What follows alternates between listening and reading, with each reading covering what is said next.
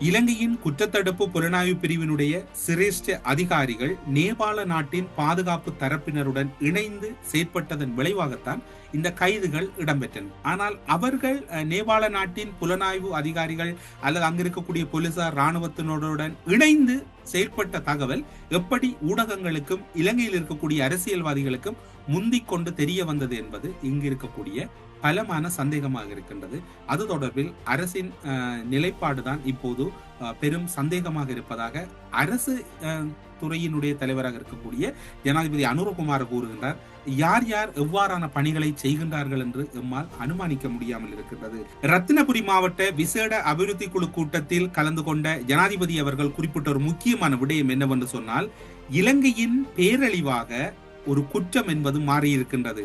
இதன் பின்னணியில் போதைப் பொருட்கள் இருப்பதுதான் மிக துன்பியல் சம்பவம். சட்டம் என்பது முழுமையாக சீர்குலைந்திருக்கின்றது. அரசு நிறுவனங்கள் பல இன்று போதைப் பொருள் கடத்தும் கும்பலுக்கு அடிமையாகி உள்ளன. அது மட்டுமல்லாது குற்றத்தடுப்பு புலனாய்வு பிரிவுக்கு கிடைத்த தகவலின் அடிப்படையில் பல கடவுச்சீட்டுகள் மற்றும் வாகனத்தின் இலக்கத்தகடுகள் கூட சில திணைக்களங்களால் வழங்கப்படுகின்றது. அது மட்டுமல்லாது கடவுச்சீட்டை பெறுகின்ற போது இருக்கின்ற நடைமுறையை கூட அந்த அதிகாரிகள் பின்பற்றவில்லை. அது மட்டுமல்லாது அந்த அதிகாரிகள் அந்த ஒத்துழைப்போடு தான் இந்த 3-4 கடவுச்சீட்டுகள் கூட பெறப்படுகின்றன.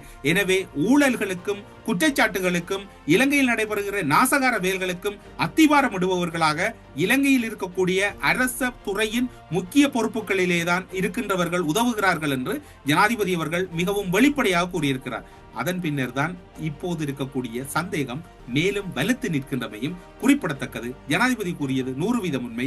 நேபாள கைது எப்படியாக அரசு தரப்பால் வெளியிட முன்னர் வெளியே வந்தது என்கின்ற சந்தேகமும் இங்கு இருக்கின்றமையும் அனைவரும் உற்று நோக்க வேண்டிய விடயமாக இருக்கின்றது. இப்போது இந்த கைது நடவடிக்கைகளின் பின்னர் போலீசார் தரப்பில் ஒரு தகவல் வெளிப்படுத்தப்படுகிறது. அந்த தகவலை மிகவும் நுட்பமாகவும் மிகவும் அறிவுபூர்வமாகவும் நாம் பார்த்தோம் என்றால், இந்த கொலை சம்பவத்துடன் தொடர்புடைய இசாரா செவ்வந்தியை நாட்டை விட்டு தப்பிச் சென்று தலைமறைவாக இருந்த நிலையில் நேபாளத்தில் கைது செய்யப்பட்டார். இவை நீங்கள் அறிந்த தகவல்.